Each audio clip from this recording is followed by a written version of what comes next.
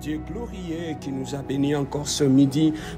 Que Dieu vous bénisse de partout où vous nous suivez et que la grâce de notre Seigneur Jésus-Christ soit avec vous. Bien-aimés dans le Seigneur, nous sommes toujours dans nos préparatifs de notre 21 jours de jeûne et de prière que nous commençons du 8 jusqu'au 29 décembre où nous serons en train de préparer cette nouvelle comme des hommes et des femmes spirituels. Nous allons prendre le temps de réfléchir sur nous-mêmes et prendre le temps de prier et de préparer cette année nouvelle.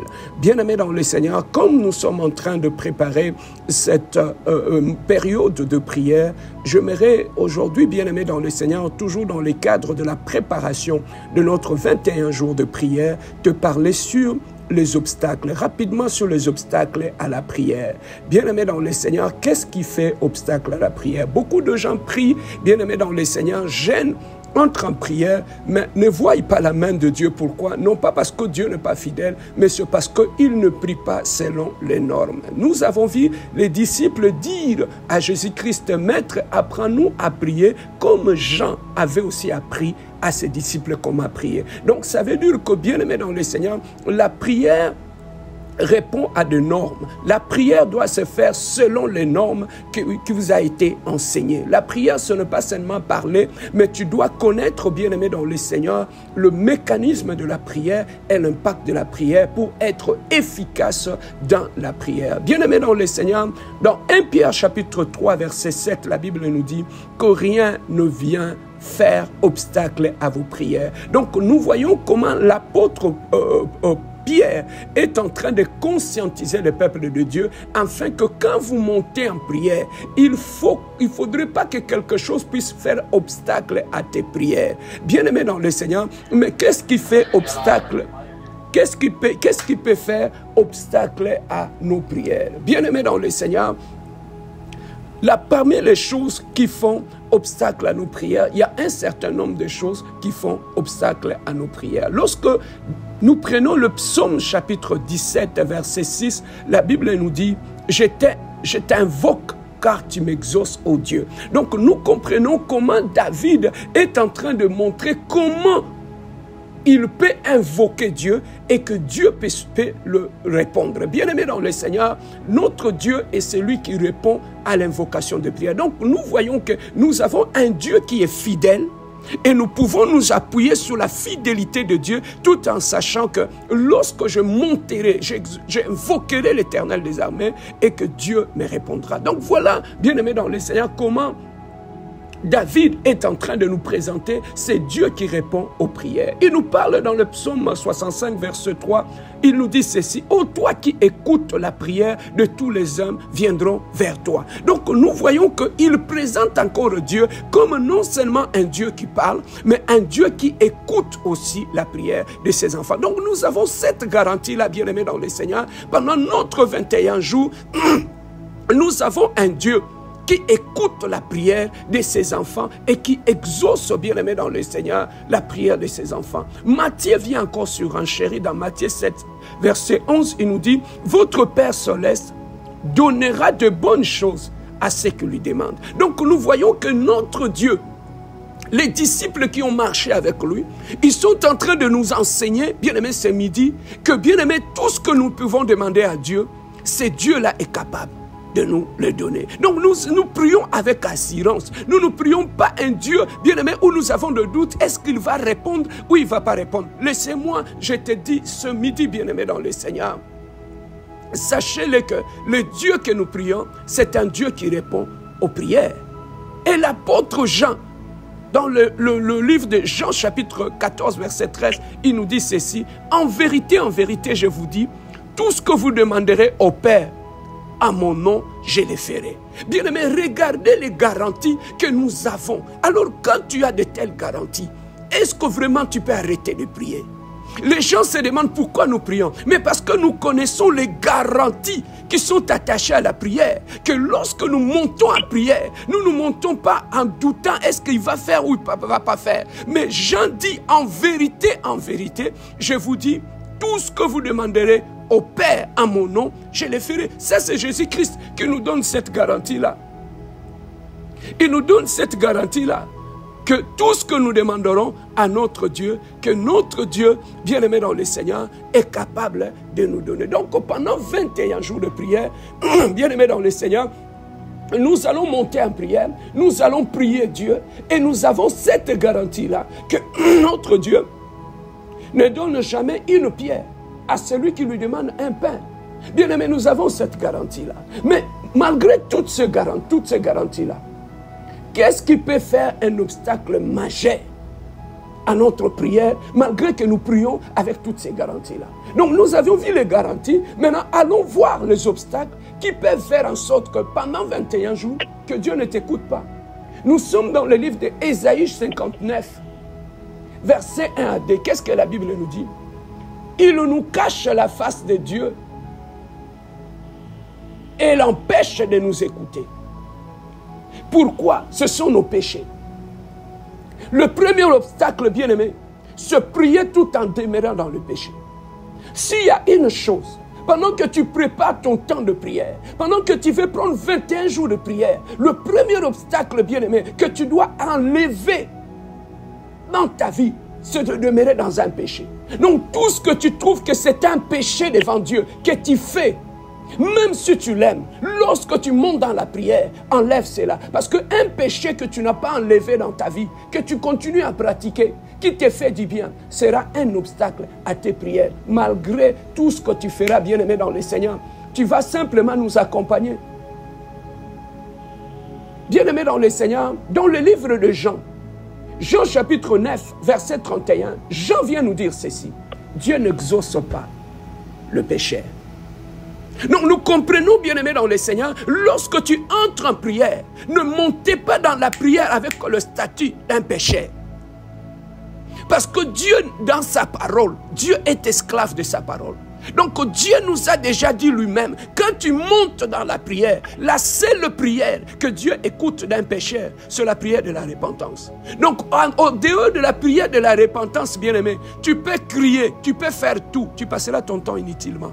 Voilà pourquoi je te parle de ces choses, que Dieu n'exauce pas la prière d'un pécheur. Donc nous voyons comment le péché est tellement dangereux pour notre vie. Bien-aimé, David était en prière.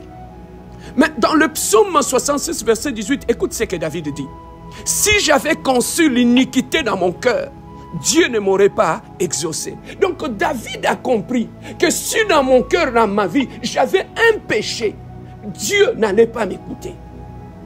Bien-aimé, l'obstacle majeur à la prière de beaucoup des enfants de Dieu, c'est une vie de péché. Parce que le péché crée un mur de séparation entre vous et Dieu. Tu peux voir ça dans Ésaïe 59, verset 1. Tu vas voir comment le péché peut se constituer en muraille entre toi et Dieu. Voilà beaucoup, bien-aimés dans le Seigneur, lorsque le péché fait obstacle à tes prières, ça te prive l'accès au trône de Dieu, bien-aimé dans le Seigneur. Et Ecclésiaste vit encore dans le livre de Proverbes, chapitre 28, verset 13. Écoute ce que l'Ecclésiaste nous dit.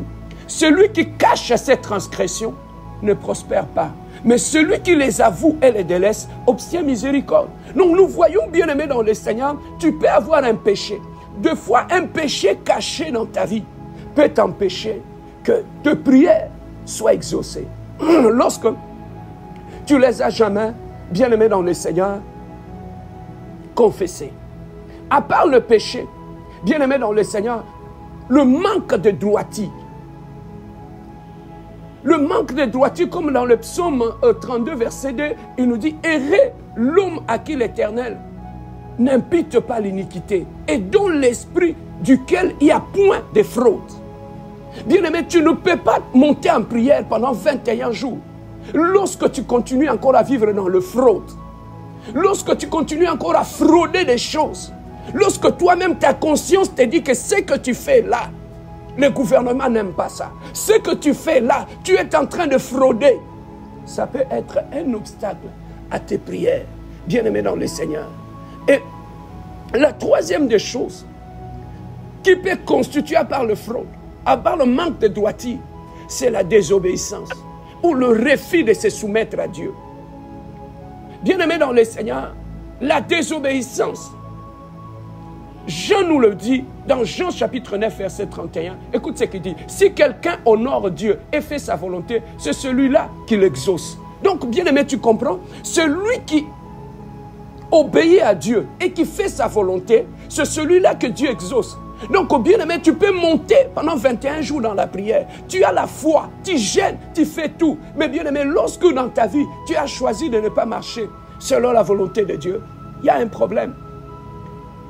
Et Jacques vient nous montrer le quatrième obstacle. Jacques chapitre 4, versets 6 à 10. Il nous dit, Dieu résiste aux orgueilleux, mais il fait grâce aux humbles. Bien-aimé, l'orgueil du cœur, prier avec orgueil.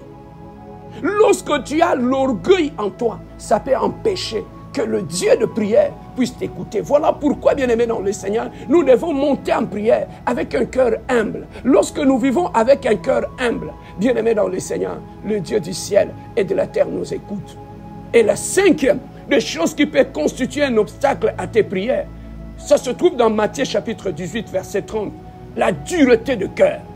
Bien-aimés, tu ne peux pas monter en prière pendant 21 jours et te mettre à prier Dieu, où tu veux voir la main de Dieu dans ta vie. Mon frère, ma sœur, lorsque tu vis avec une dureté de cœur impossible, toi, tu n'as pitié de personne. Quand quelqu'un te fait du mal, tu ne pardonnes pas. Quand quelqu'un te fait du mal, il doit être condamné, il doit être détruit. Bien-aimé, lorsque tu te réjouis des échecs des autres, lorsque tu te réjouis, bien-aimé, des failles des autres, lorsque les échecs des autres te font du bien, bien-aimé dans le Seigneur, la dureté de cœur peut t'empêcher que Dieu t'écoute. Tu ne peux pas prier Dieu et que tu ne parles pas à ta femme. Tu ne peux pas prier Dieu et que tu ne parles pas à ton mari. Tu perds ton temps inutilement. Tu ne peux pas prier Dieu lorsque tu as des problèmes non réglés avec tes frères et tes sœurs. Malgré qu'on te prêche, malgré qu'on prêche l'humilité et le pardon. Toi, tu as la dureté de cœur. Bien-aimé, sachez que toi-même, tu es en train de te faire du mal. Depuis que tu pratiques cela, où sont les réponses à tes prières? Où sont les exaucements de tes prières? Bien-aimés dans le Seigneur, le foi, ce qui bloque nos prières. Bien-aimés dans l'église, la dureté de cœur dans nos églises, c'est ça qui empêche que Dieu nous écoute, bien-aimés dans le Seigneur. Regardez comment nos cœurs résistent contre l'évangile qui est prêché. Regardez notre cœur, refuse, bien-aimés, d'obéir à tout ce qu'on nous prêche dans l'église. Bien-aimés, la dureté de cœur, c'est un obstacle majeur dans nos vies. Et une autre chose qui peut faire obstacle, ce sont les mauvais jugements, l'injustice. Bien-aimé, tu es en train de prier, tu es en train de jeûner, mais regardez comment tu traites les enfants qui vivent chez toi à la maison. Regardez comment tu traites les enfants de ton frère. Tu es dans l'injustice, tu es en train de prier. Bien-aimé, l'injustice peut être un obstacle majeur à nos prières. Regardez comment tu traites ta belle famille, comment tu les détruis. Bien-aimé, tu connais le Dieu qui va t'écouter. Comment, bien-aimé, vous êtes en train de détruire votre beau-frère, votre belle-sœur. Bien-aimé, comment Dieu peut exaucer de telles prières?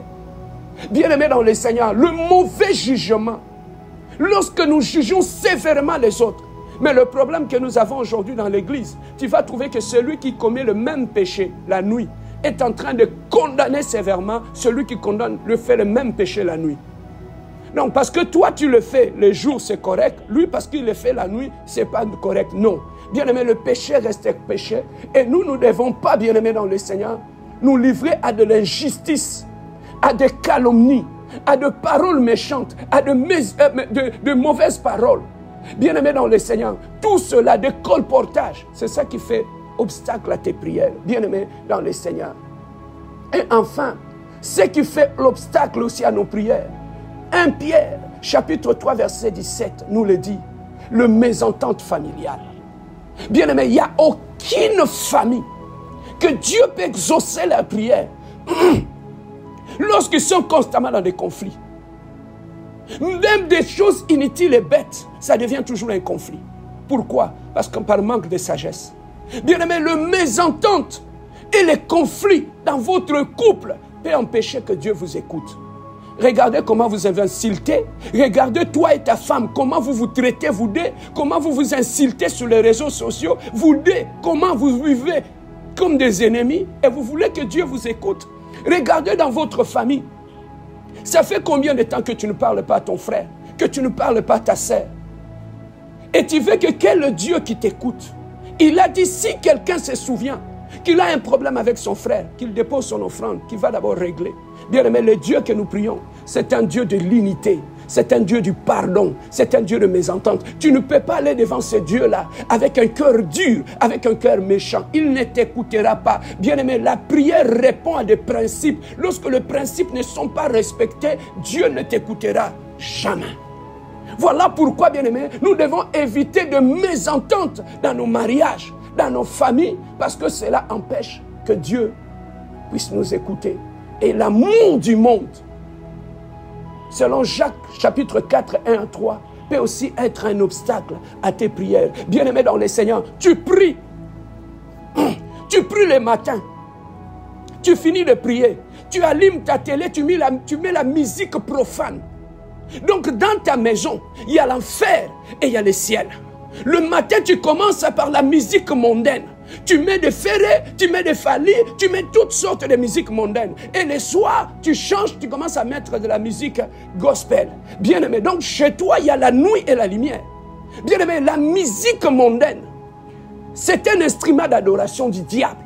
Lorsque tu joues la musique du monde dans ta maison, bien aimé, tu élèves le diable dans ta maison. Parce que cette musique a été conçue pour élever les diables. Dieu n'est jamais élevé dans la musique que tu écoutes dans ton salon, que tu mets dans ta télé, que tu imposes à tout le monde dans ta maison. Pourquoi? Parce qu'en toi, il y a encore l'amour du monde. Bien aimé, pour connaître que quelqu'un n'a pas encore quitté le monde, que c'est un païen, regardez la musique qu'il écoute. Je suis un enfant de Dieu. Bien aimé, mon cœur doit désirer la musique qui glorifie mon Dieu. Comment mon cœur peut désirer une musique qui déshonore mon Dieu? Bien-aimé dans le Seigneur, l'amour du monde peut nous pousser afin que nos prières ne soient pas exaucées. Nous devons éviter l'amour du monde. Nous devons éviter les doutes, le découragement lorsque nous prions. Et nous devons éviter la négligence dans notre vie pour que Dieu puisse nous exaucer. Bien-aimé dans le Seigneur, nous voulons monter en prière. Nous voulons prendre 21 jours de prière. Reste un peu sur toi-même. Examine tout autour de toi. Qu'est-ce qui fait obstacle? Regarde tout autour de toi. Est-ce que tu as pardonné? Regarde tout autour de toi. Est-ce que tu as tourné cette page? Regarde tout autour de toi. Est-ce que tu as fait la paix avec ton mari, avec ta femme? Regarde tout autour de toi. Bien-aimé, quand on s'approche de Dieu, Dieu regarde aussi comment nous fonctionnons dans notre entourage. Dieu ne ferme pas seulement les yeux, mais regardez aussi les intentions qui accompagnent tes prières. Des fois, nous sommes mal intentionnés. On prie pour priver aux autres. On prie pour que Dieu manifeste sur toi, pour qu'il sache que tu es mon Dieu. Il vivra quand Dieu va me bénir. Bien aimé, c'est une prière païenne et Dieu ne va pas t'exaucer. Dieu nous répond pour sa gloire d'abord et non pour satisfaire notre orgueil, pour prouver aux autres que tu es Dieu. Qu'ils en aillent s'ils vont partir. Je m'en fous, je reste avec mon Dieu. Mon Dieu va les confondre. Ce Dieu-là n'existe pas, il n'existe que dans ta tête. Le Dieu que nous prions, c'est un Dieu d'humilité, c'est un Dieu de pardon, c'est un Dieu de réconciliation, c'est un Dieu de l'harmonie et de l'entente. Voilà pourquoi, bien-aimés dans le Seigneur, nous prions, mais Dieu n'exauce pas. Nous allons, merci Seigneur ce midi, parce que, bien-aimés dans le Seigneur, au travers de ces programmes de prière, bien-aimés, commence maintenant à nettoyer tout autour de toi pour que rien de ce que nous avons cité ici ne puisse faire obstacle à tes prières. Bien-aimés, nous allons prier ce midi. Là où tu es, j'aimerais que tu puisses te disposer. Nous allons d'abord, bien-aimé, donner une offrande à Dieu ce midi. Une offrande pour la paix, la joie, pour tout ce qu'il a fait pour nous. Est-ce que tu peux monter avec moi et qu'on aille, bien-aimé, déposer notre offrande devant Dieu ce midi? Élève ta voix et bénis les Shiloh d'Israël. Prions notre Dieu, alléluia. Éternel, le Dieu de gloire.